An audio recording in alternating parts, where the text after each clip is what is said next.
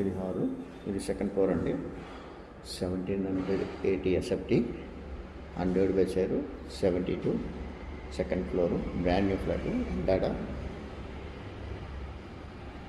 ఇది పూజా రూము,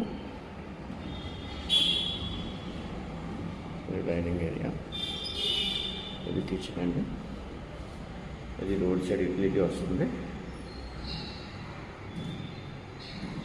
ఇది master bedroom, attached washroom,